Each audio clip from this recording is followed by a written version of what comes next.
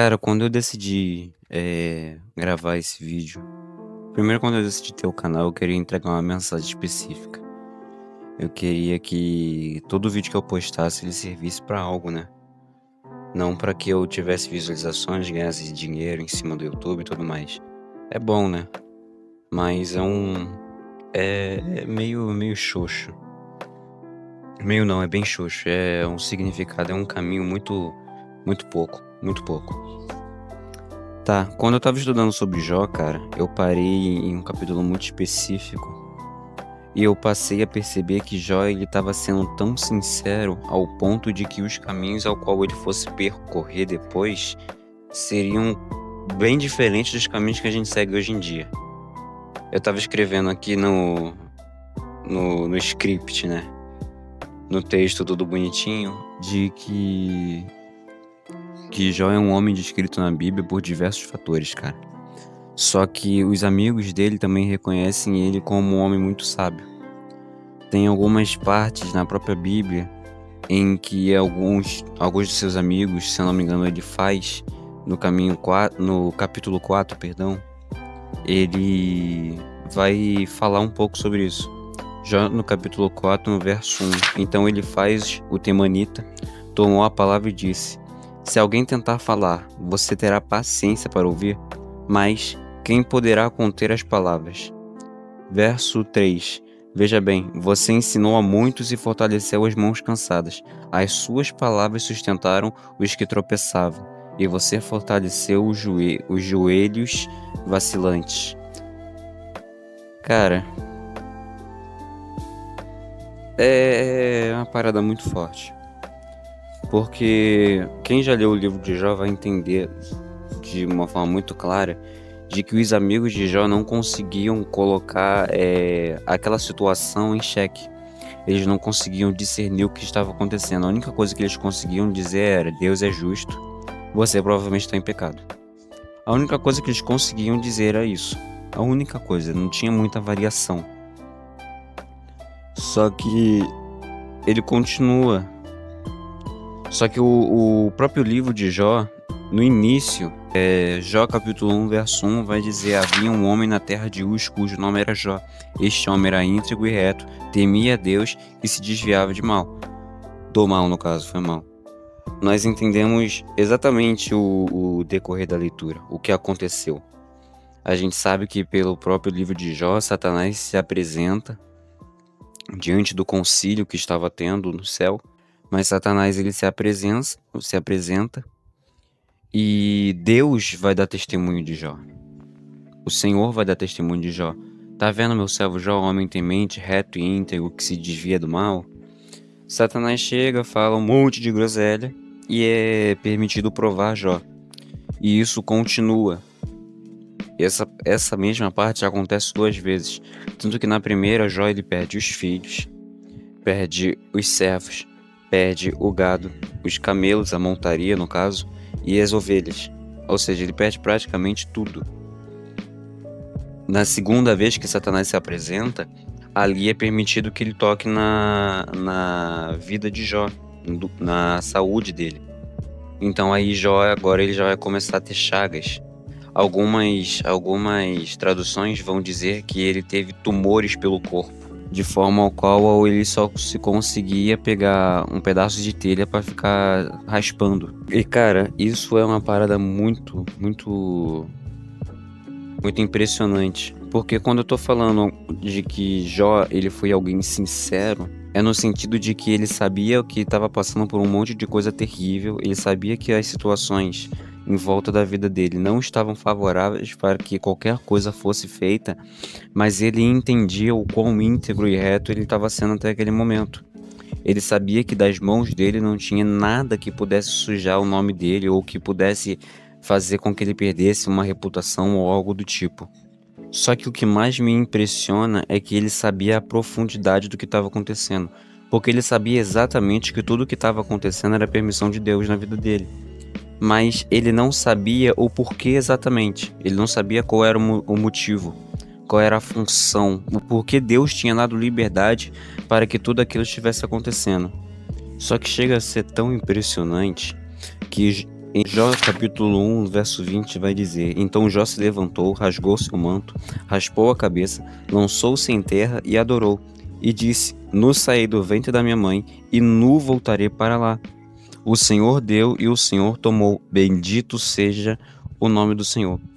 Em todas essas coisas, Jó não pecou, nem atribuiu a Deus qualquer falta. Isso é impressionante porque Jó sabe exatamente que nenhum dos problemas que está acontecendo ali, Deus é culpado. Por mais que Deus tenha dado permissão, por mais que tenha sido permitido que tudo aquilo acontecesse, Jó não atribuiu culpa a Deus.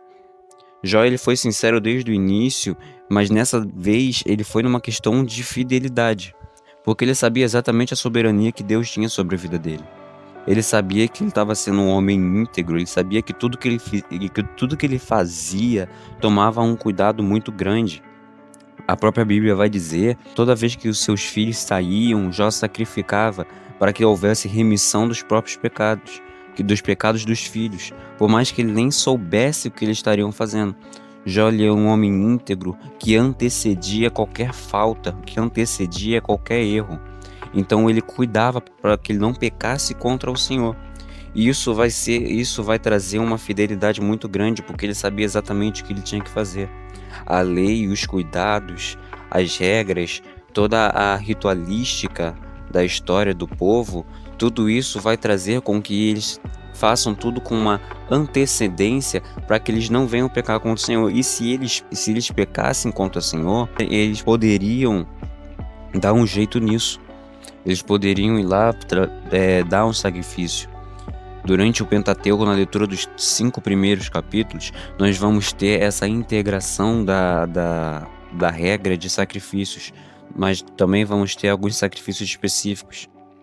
Alguns para que você seja purificado, outros para que você tenha perdão sobre seus pecados, e assim vai. E Jó, ele cuidava disso e levava isso à risca até antes mesmo de ter a capacidade ou o conhecimento de algum pecado cometido. Só que isso tudo não criou uma barreira para que dias difíceis viessem. Nós temos que ser sinceros e temos que ter capacidade de reconhecer que o dia mau ainda chega para qualquer um, independente de onde você está. A diferença é que, estando em Cristo, nós temos capacidade de suportar o dia mau. Essa é a grande diferença. Jó, ele começa a se deparar com vários acontecimentos, ele começa a perder tudo e fica tremendamente doente, ao ponto da famosa frase da esposa dele: amaldiçoa esse seu Deus e morre. A frase não tem esse exato significado e muito menos essas exatas palavras no texto original, mas isso é conversa por outra hora. Só que o próprio texto, ele vai começar a levar a gente num caminho em que a justiça de Jó estava querendo se sobressair sobre a justiça de Deus. Só que a gente vai ter um caminho muito importante sobre isso. A sinceridade de Jó levou ele até o capítulo 42, no verso 5, que a gente vai ler um pouco mais para frente. Só que a sinceridade dele também levou ele para caminhos muito extremos, porque por mais que ele tivesse a sinceridade de reconhecer tudo aquilo, de saber sobre tudo aquilo, ele queria, depois de um certo momento, colocar Deus em xeque. Ele queria colocar na mesa todos os fatos e defender o seu argumento. Ele queria que Deus se justificasse perante tudo aquilo. Jó capítulo 32, verso 1 vai estar escrito: Aqueles 3 homens pararam de responder a Jó, porque ele se considerava justo. Então se acendeu a ira de Eliú, filho de Baraquel, o Buzita, da família de Rão. Ele ficou indignado contra Jó, porque este pretendia ser mais justo do que Deus. Eliú também ficou irado com os 3 amigos de Jó, porque mesmo não tendo o que responder, eles o condenavam. Eliú, porém, havia esperado para falar a Jó, pois os outros eram mais velhos do que ele. Quando ele ouviu que aqueles 3 homens já não tinham o que responder, ficou irado. O texto vai ser bem claro em questão a algo que eu retratei lá no início. Aqueles homens, eles não tinham mais o que responder a Jó, eles só conseguiam condená-lo. Só que aí, nesse ponto, faltou sinceridade deles, ao ponto de não saberem a raiz do problema, que virem só nos pontos a qual podia ser observado e tentar dar um cheque. Só que um outro ponto que deu muita ira a Eliú foi no verso 2. Então se acendeu a ira de Eliú, filho de Baraquel, o Buzita, da família de Rão. Ele ficou indignado contra Jó, porque este pretendia ser mais justo do que Deus. Começou um barulho de fogos aqui do nada, cara. Tá, eu acho que o barulho de fogos já acabou. Voltando ao texto, imagina como o livro de Jó teria sido mais curto se os amigos de Jó tivessem a sinceridade de reconhecer que eles não tinham capacidade suficiente de determinar o que exatamente a causa daquilo tudo está acontecendo com Jó. Só que um outro ponto da sinceridade de Jó é que ele começou a se achar justo. E o texto vai trazer isso porque ele foi sincero o suficiente de impor todas as suas causas à forma de que ele mostrasse a sua razão. Só que a sinceridade de Jó levou ele para dois caminhos diferentes. Levou ele a ficar alguns capítulos sendo interrogado por Deus, no sentido de aonde você estava quando eu lancei os firmamentos da terra, até onde você estava quando as bestas do mar, e o texto ele vai continuar assim durante um bom tempo. Eu não vou saber dizer de cabeça, eu também não vou conseguir abrir aqui certinho. Infelizmente, passando vergonha aqui agora. Só que o outro ponto da sinceridade de Jó é que a sinceridade de Jó também levou ele a viver algo que a gente não vive durante muito tempo.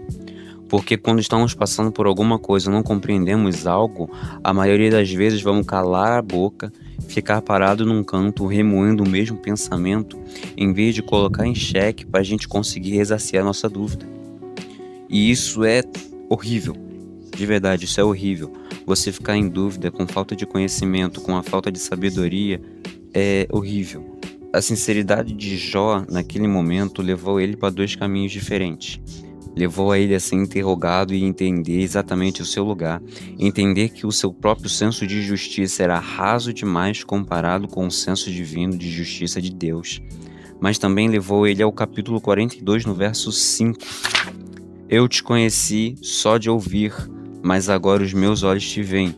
Por isso, me abomino e me arrependo no pó e na cinza.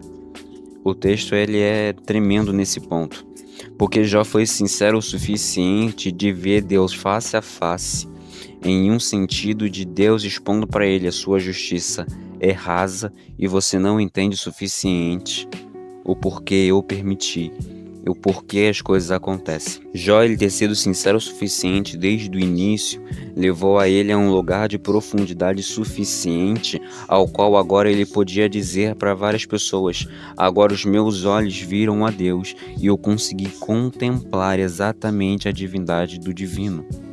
E isso é tremendo, isso é fora da curva. Só que, quando eu estava pensando em gravar esse vídeo, eu fui conversar com o meu pastor.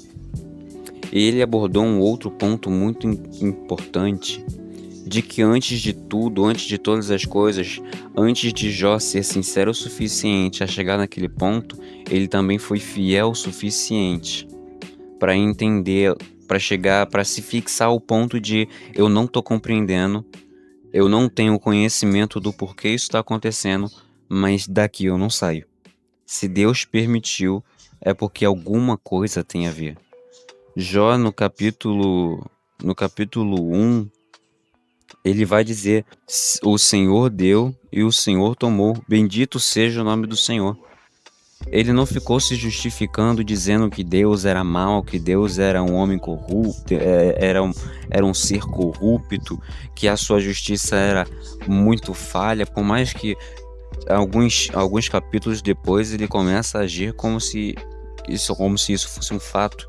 Mas a verdade, o fato físico que me chamou mais atenção foi que Jó foi sincero em todos os pontos, ao ponto de analisar a situação e dizer: não estou compreendendo, isso daqui aos meus olhos está errado, ao ponto de ser corrigido depois.